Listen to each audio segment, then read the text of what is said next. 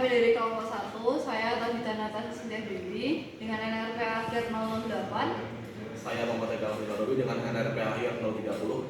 Saya Zafarul Ahmad dengan NRP akhir 004. Kelompok kami membuat pertama saya akan menjelaskan mengenai komponen yang kelompok kami gunakan.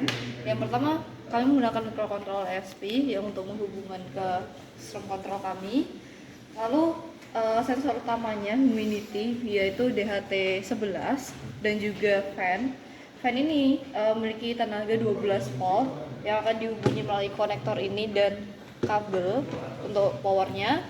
Selanjutnya untuk power ESP sendiri menggunakan inputan 5 volt, jadi menggunakan modul Type C dan juga relay seperti itu. Jika dinyalakan, kurang lebih jadi seperti ini.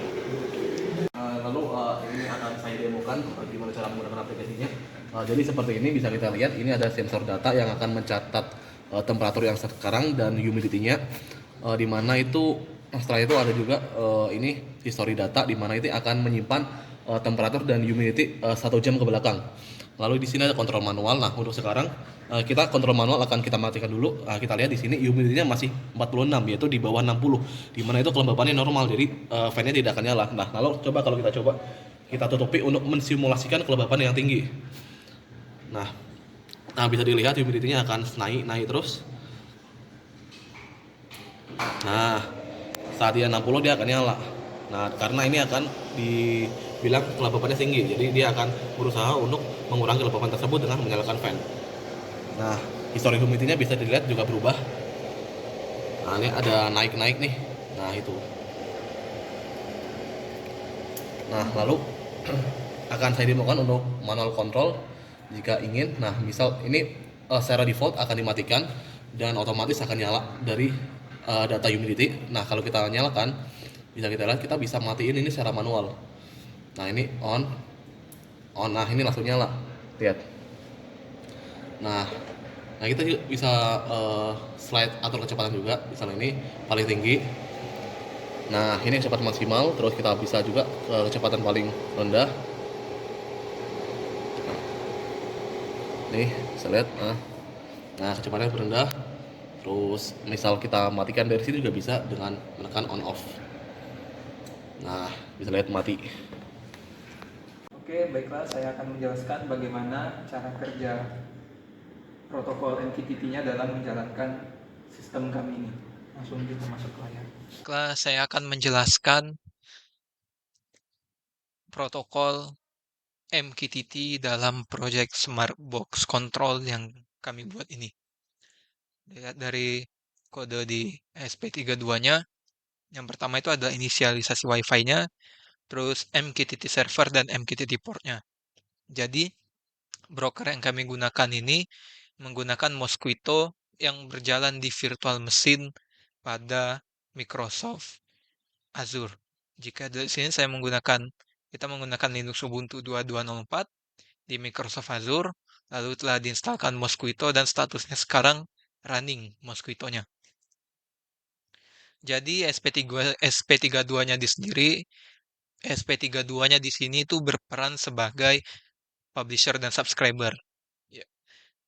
Untuk yang di publisher, jadi si SP32-nya ini akan nge-publish data mengenai temperatur dan humidity-nya.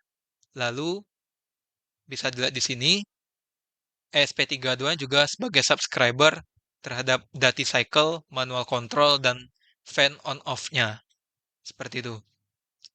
Nah, jadi yang dipublish, temperature pilot sama humidity pilot, ini yang disubscribe oleh SP32-nya, dati cycle, manual control, sama fan off, on off. Nah, jadi data temperatur dan humidity dari SP32 ini akan dipublish ke Node-RED. Kalau dilihat di Node-RED-nya di sini, untuk temperatur itu connected, berarti terhubung sebagai subscribernya dari SP32. Lalu humidity juga sebagai subscribernya dari SP32.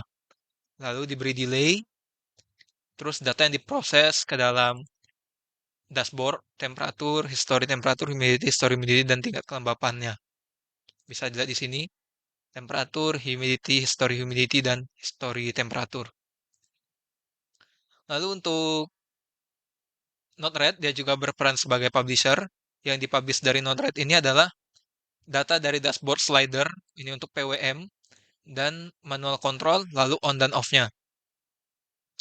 Untuk fan PWM-nya, manual kontrolnya on off, dan slide fan on off. Bisa dilihat sini yang ini, slider, manual control, dan fan on off. Itu akan dipublish ke ESP32-nya, lalu ESP32 akan berperan sebagai subscriber. Sehingga terjalinlah sebuah komunikasi protokol HTTP di mana yang berperan sebagai subscriber itu adalah Node-RED, dan Node-RED juga berperan sebagai publisher untuk beberapa topik. Sedangkan ESP32 berperan sebagai publisher untuk beberapa topik dan sebagai subscriber juga untuk beberapa topik. Seperti itu. Terima kasih.